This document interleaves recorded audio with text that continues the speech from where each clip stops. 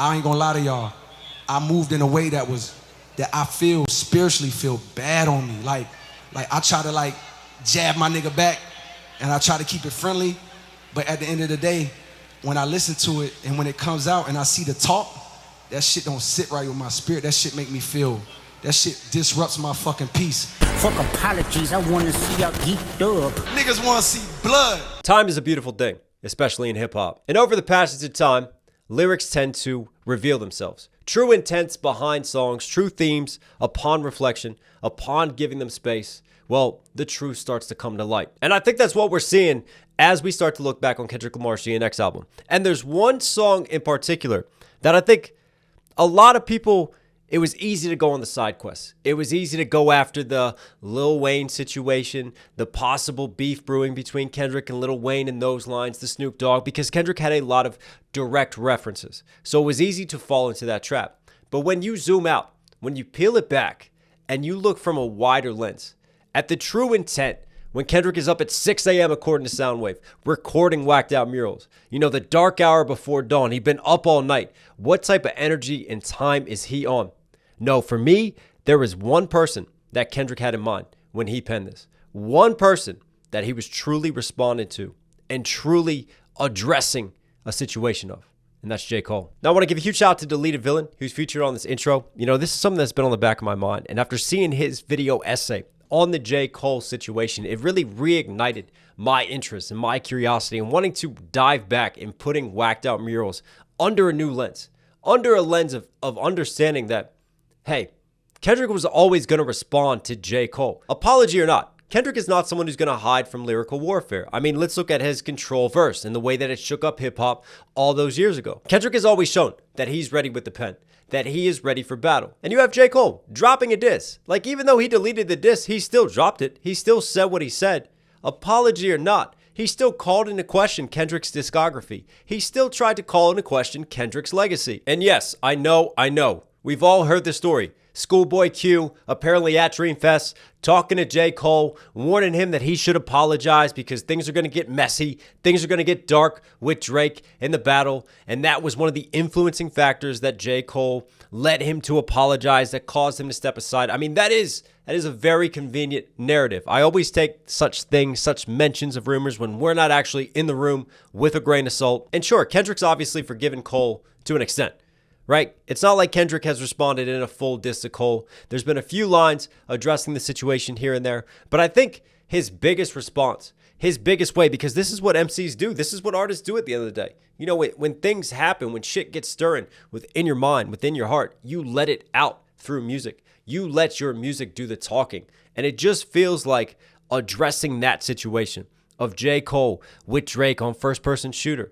Kendrick was supposed to be on First Person Shooter. Then they're sat trolling about the Big Three. Kendrick felt away about that. Responds with his own Big Three remarks. And then obviously J. Cole just completely leaps out the window, right? After a passing shot his way, he decides, I'm going to drop a whole diss track on Kendrick. It doesn't go his way. He gets public backlash. Kendrick doesn't even respond. And then J. Cole issues that apology. But at the end of the day, it's not like you could just take it back and pretend that it never happened. It's not like we can just wipe our minds clean. And Kendrick doesn't strike me as someone who's going to just completely let something go. He may forgive, but he's not going to forget. And you can bet that he is going to talk about it on Wax. So let's go back and re-examine Whacked Out Murals from this perspective.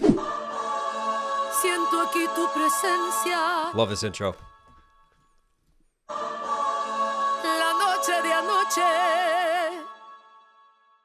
Y nos ponemos a llorar.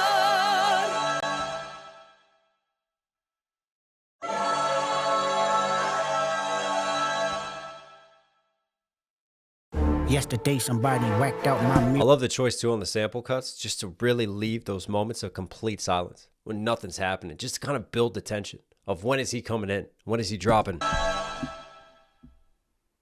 The boogeyman. Yesterday somebody whacked out my mural. That energy'll make you niggas move to Europe.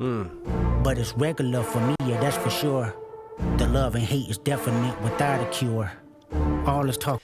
The love and hate is definite without a cure. We start off, and he's thinking about somebody whacking out his mural, right? Thinking about his legacy. Now, we talked about 7 Minute Drill. We talked about J. Cole and the questioning of Kendrick's legacy. Notice how the chess pieces are being moved. Notice how he's setting things up. And I don't mean like this whole thing is a J. Cole diss. But what I'm saying is I'm trying to put you in the mind frame of Kendrick as he songwrites.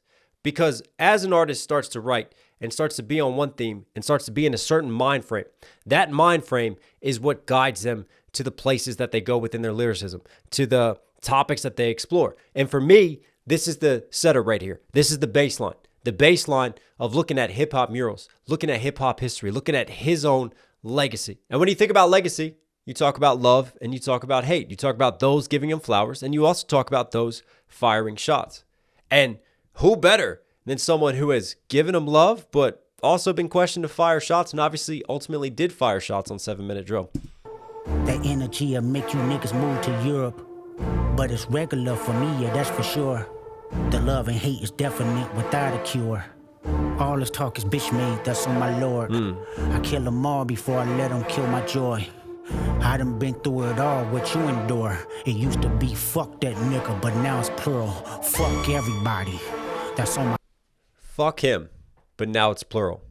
For me, that him is Drake. And the long-standing history between Kendrick Lamar and Drake.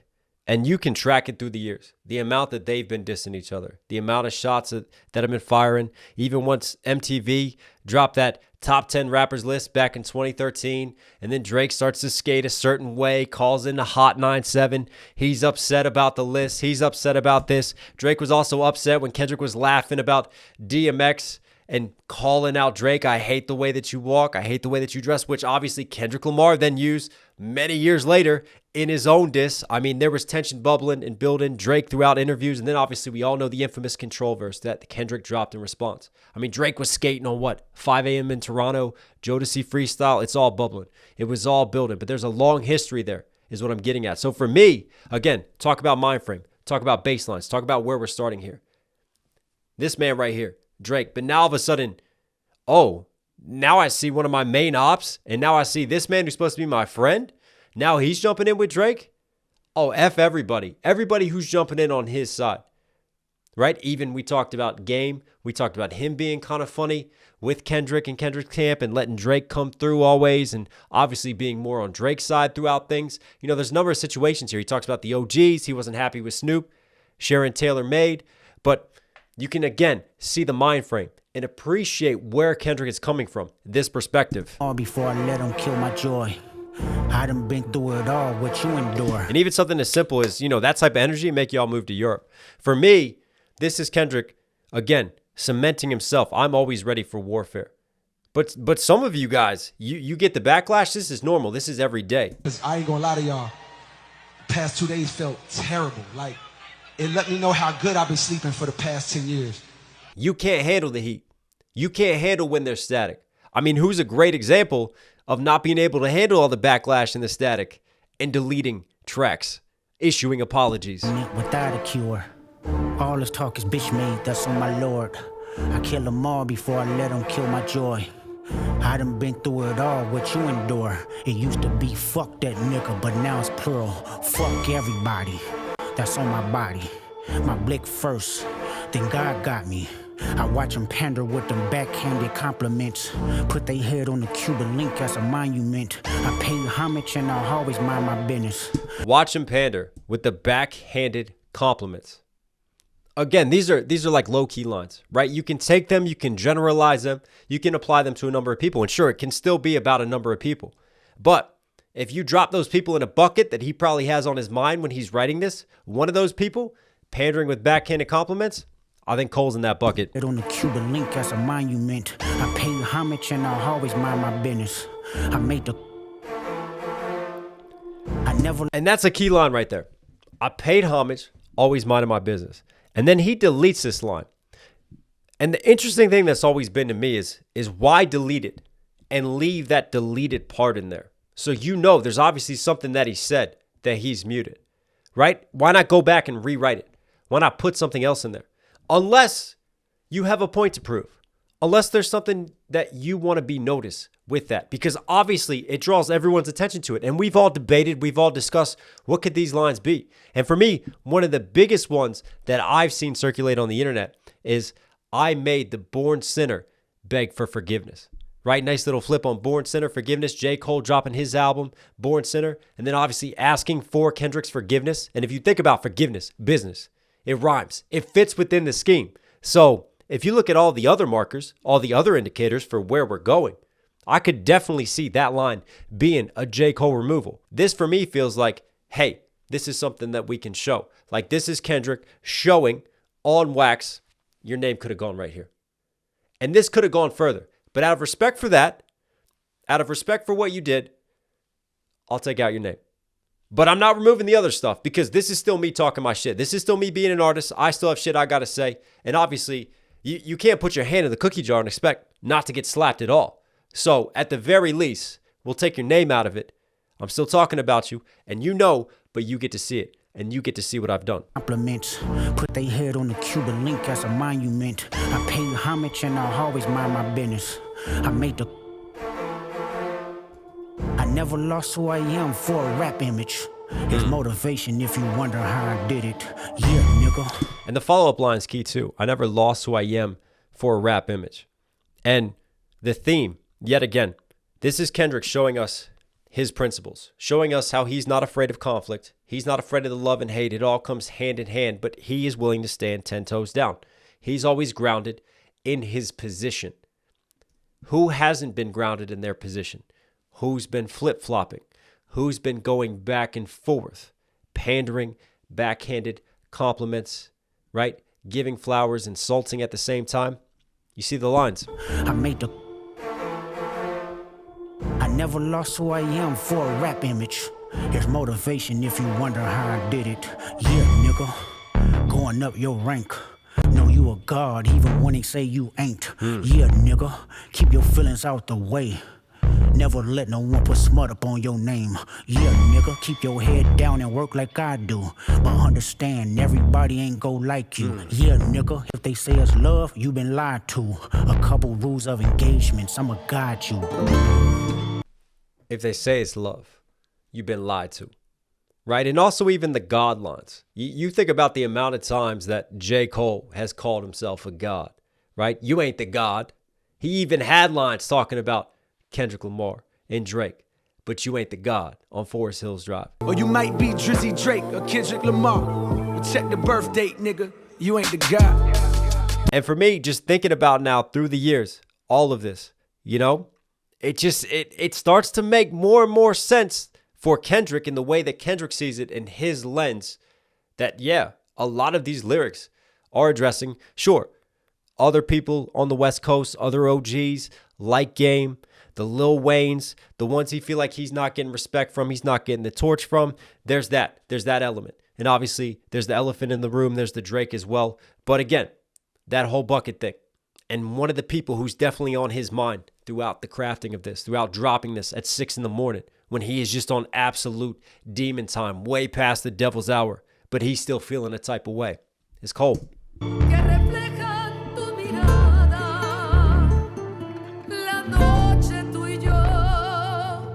Riding in my GNX with Anita Baker and the tape deck. It's gonna be a sweet love. Fuck apologies, I wanna see y'all geeked up. Don't acknowledge me, then maybe we can say it's fair. Take it to the internet and I'ma take it there. Don't acknowledge me, then maybe we can say it's fair. Like, don't mention me. Don't talk about me. And that for me is the greatest breadcrumb is the line before. Fuck apologies. I wanna see you geeked up.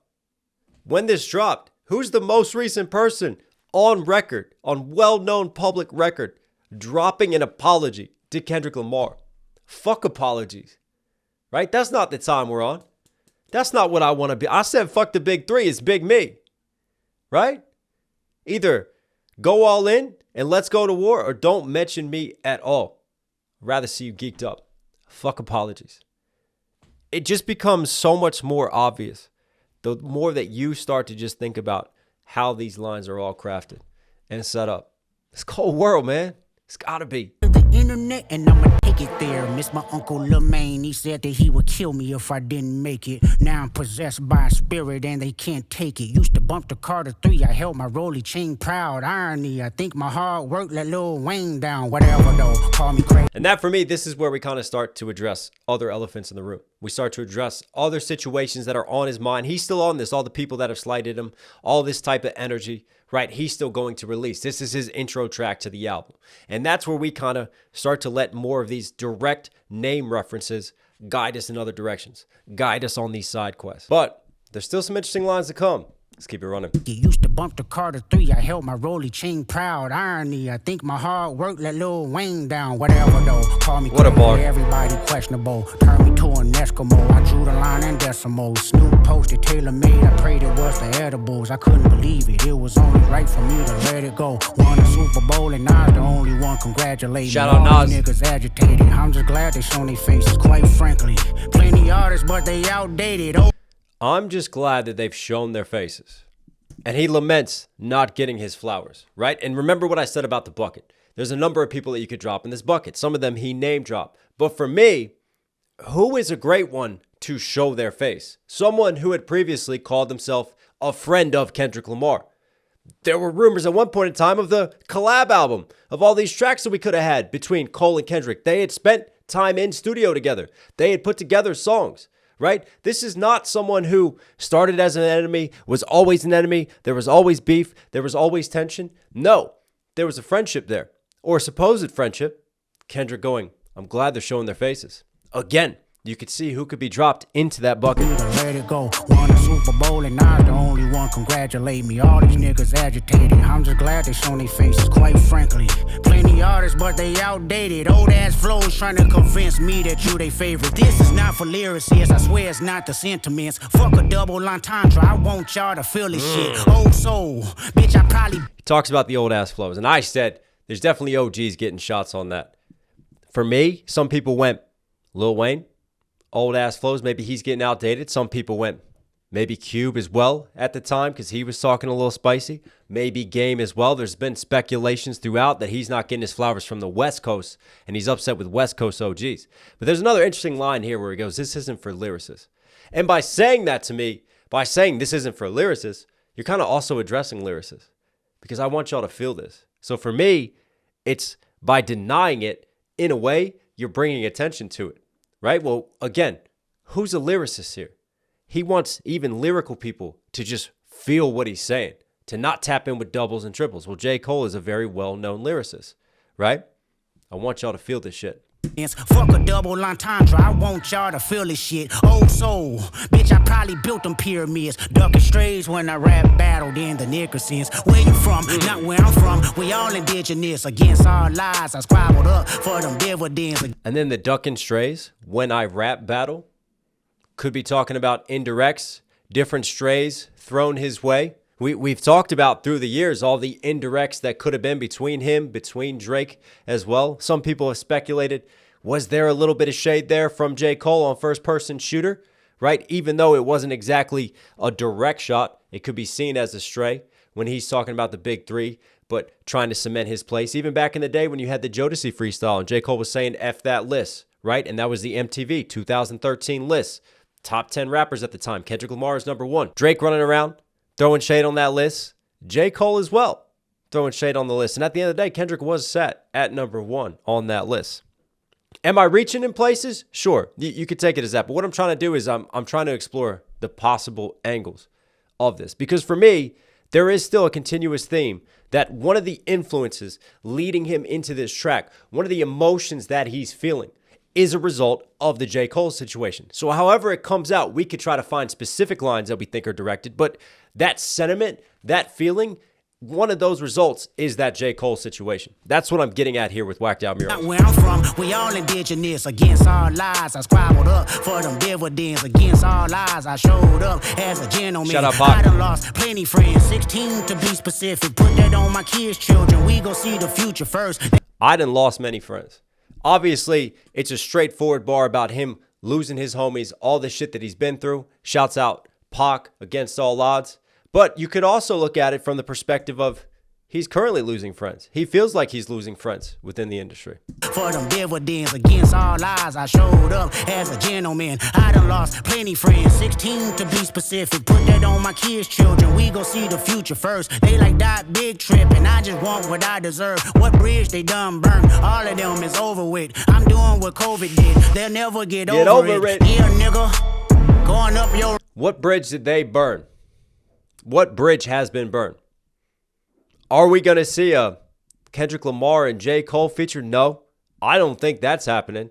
I think that bridge has been burned. I think even though J. Cole's apologized, they've moved on from it. It's been pieced up.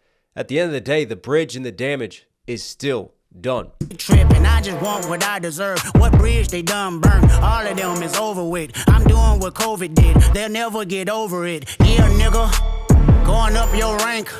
Know you a god, even when they say you ain't. Yeah, nigga, keep your feelings out the way. Never let no one put smut up on your name. Yeah, nigga, keep your head down and work like I do. But understand, everybody ain't gonna like you. Again, there's the know you a god, even when they say you ain't. We talked about those God lines. Keep your head down and work like I do. But understand, everybody ain't gonna like you. Yeah, nigga, if they say it's love, you been lied to. A couple rules of engagement's here to guide you. Niggas from my... If they say it's love, you've been lied to. And again, it's low key. Take anyone that he feels betrayed by, and that's a great example in this situation. And there could be a number of people. But we also have a very specific example of someone giving him love originally, giving him flowers, and it's obviously been a lie. Because I think one of the interesting things that time has given us too is, at the end of the day, like that is more addressed to Drake. Sure, he has a bar or two, F the big three, it's big me. He feels a type of way about it. But J. Cole turns around and drops a whole entire diss track. And this is someone who's supposed to be his friend. You know, surely if you are friends, maybe you're trying to speak about it behind the scenes, see what's going on, make sure that you talk before you just jump the gun, before you turn around. Like, what type of energy does that take to write an entire diss track on someone that you were calling a friend? That doesn't just happen and change overnight, right? That's what I'm getting at, that energy. In order to do that, there has to be like a growing riff, a growing sentiment, something that's been on your mind for a while. If you're willing to immediately jump out of that window and you see that as your only option without looking at any of the other options you could have taken to resolve the situation, to see if there was a misunderstanding, to clear it up, to see what's going on. I do, but understand, everybody ain't gonna like you. Yeah, nigga, if they say it's love, you been lied to. A couple rules of engagement's here to guide you. Niggas from my city couldn't entertain no boy. Promising bank transactions and even Bitcoin. This is Drake here. I never piece it up, that shit don't sit well with me. Before I take a truce, I'll take them to hell with me. That could be a double now. I'll never piece it up. It don't sit well before I take a truce. That could be addressing Drake and the beef, but also could be talking about the truce with Cole. I'll never piece it up. I take him to hell with me. That bridge is burnt. I done lost many friends. You start thinking about all the different lines and how they could connect. You start to see it from a different angle. That shit don't sit well with me. Before I take a truce, I'll take them to hell with me. If that money got in the hands of a crash dummy, could jeopardize my family and burden the ones who love me. Niggas mad cause I decided not to pretend. Y'all stay politically correct. I'ma do what I did. Ain't no sympathy here. And remember, this is what rappers do. You could have a line and it could serve as a double. You could take that line and split it off in different meanings in different directions. And you could not fire one shot. That shot could become 2 shots or 3 shots fired. Politically correct. Those rappers who move politically correct, who always want to be on the right side of history, but really they're doing it for the approval. They're doing it according to how their fan base moves, right? Not making moves truly on their principles, on how they stand. And you could see from Kendrick's perspective how he sat there going, looking at J. Cole, jumping on everybody's features, always seems to be friends with everyone. Someone who you could say, scanning back, moves very politically correct in that sense, right? J. Cole being buddy-buddy with Drake, but also trying to have his cake and eat it too with Kendrick. They say I'm picking sides, they don't you lie on me, my nigga. To start another war, hey Drake, you'll always be my nigga. I ain't ashamed to say you did a lot for me, my nigga. And then we all know about Port Antonio. And J. Cole even, his big chance to address the apology to come out on Wacced to deal with that situation, and he still wants to give Drake his flowers. He still sat there, in a sense, playing a politically correct angle, trying to be friends with both of them, trying to acknowledge both of them. Shit's hilarious. It's a lot of opinions, but no power to carry it. 2025, they still moving on some scary shit. Tell them quit they job and So many great bars on this. pay the real niggas they severance. Don't insult my intelligence. I'm not just for the television. Teleport the bullets rolling, dig up all my relatives. Okay, nigga, let's settle it. These niggas been fake loyal. Since y'all pandering to choose a side, let me do it for you. Okay, fuck your hip hop. I watch the party just die. Niggas cat. Y'all been fake loyal. Since you pandering to choose a side, let me do it for you. Politically correct. Pandering.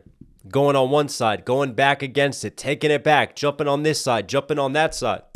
Again, we're looking at a line of possible suspects, but there's one suspect who definitely ticks a lot of boxes. And obviously, you know, there's the bar for Snoop, there's bars for Lil Wayne, there's bars for the OGs that he's upset with. There's definitely plenty of bars for Drake, but there's another suspect here. There's another suspect really fitting this. And again, you give the enhanced perspective of looking at Port Antonio and J. Cole's stance in that, you could see Kendrick still feeling a type of way on Wacced Out Murals. All my relatives, okay, nigga, let's settle it. These niggas been fake loyal. Since y'all pandering to choose a side, let me do it for you. Okay, fuck your hip hop. I watch the party just die. Niggas cackling about. While all of y'all is on trial. Niggas thought that I was antisocial when I stayed inside of my house. You better off to having one woman. Everything tricky right now. Now that's the other muted line. And I haven't dove as much into that one, all of y'all on trial, but I wonder if there's another angle there. I don't know. If you guys have heard theories on that, please, I'm interested in that line because that's something else I want to explore. Comment down below. Let me know. Antisocial when I stayed inside of my house. You better off to having one woman. Everything tricky right now. You niggas live in the now. Ain't fuck anybody empathetic to the other side, I vow. A bitch nigga love bitch niggas that exist with them in style. Exterminate them right now. Fuck anybody empathetic to the other side. You know, you could take that as a warning. And yeah, it is a warning. Empathetic to Drake's side. If you're on that side, I'm going to draw the line in the sand. And Wacced Out Murals is Kendrick drawing the line in the sand. I talked about him embracing being the warrior monk, right? If you're on that side, go on that side. But again, the fake loyalty, the politically correct, pandering, jumping sides. If you're empathetic, who, very importantly, on Wax, was empathetic to Drake with Port Antonio. Again, foul. A bitch nigga love bitch niggas that exist with them in style. Exterminate them right now. Make Cat Williams and them proud. The truth about to get loud. No juices out of my cup. I sober up and knock them all off. Don't let no white comedian talk about no black woman as law. I know probably gonna work for them and fuck whoever that's close to them. The niggas that coon and niggas that being groomed. Slide on both of them. You ever ate Captain Crunch and proceeded to pour water in it. Pulled over by the law. You ran. Obviously, Andrew Schultz had a huge crash out after those bars and lines. Slide on both of them. You ever ate Captain Crunch and proceeded to pour water in it. Pulled over by the law. You ran dirty so you can't argue with them to make it to be a star. Bear your soul and put your heart up in it. Well, I did. Whack the murals out, but it ain't no legends if my legend ends. Whack the murals out, but it ain't no legend. I just love how he has just these little moments just like speeding up the syllable delivery, man. Like he really gets into a cooking bag in this nice just flow pattern to carry it out.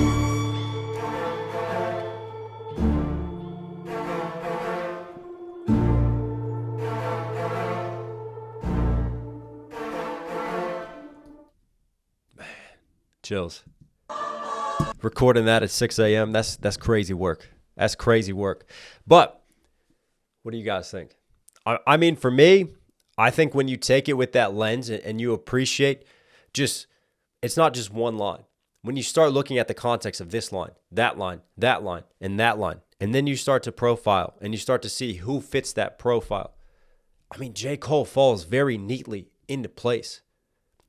I mean, for me, he's one of the biggest suspects on Wacced Out Murals. And like I said, one of the biggest, at the very least, inspirations for this. The Drake situation, the Drake beef. That's a huge influence and inspiration, but also the way people moved in response to Drake, around Drake, namely J. Cole, but others as well. And you can just see all that boiling up and building up here and Kendrick venting and using his music to let it out. But again, what do you guys think? Am I going way off on one here? Am I way beyond crazy with the reach? I mean, sometimes we do it. Listen, I like to catch bars. I like to look deeply into stuff. But this is why it's fun doing lyrical rappers like Kendrick Lamar, because there are layers. There are doubles. There are triples. There's a lot of thought to the pen, right? It's not just shallowly written. there's always something more there. But I hope you guys liked today's video. Listen, if you did, subscribe, notifications on. It all helps. It all really, really goes a very long way. I appreciate you guys. Stay safe, stay positive. Take care of this. Take care of this. You know, I'll catch you again. And downplay this nigga's fucking catalog and his greatness. I want to say right now tonight, how many people think Kendrick Lamar is one of the greatest motherfuckers to ever touch a fucking microphone?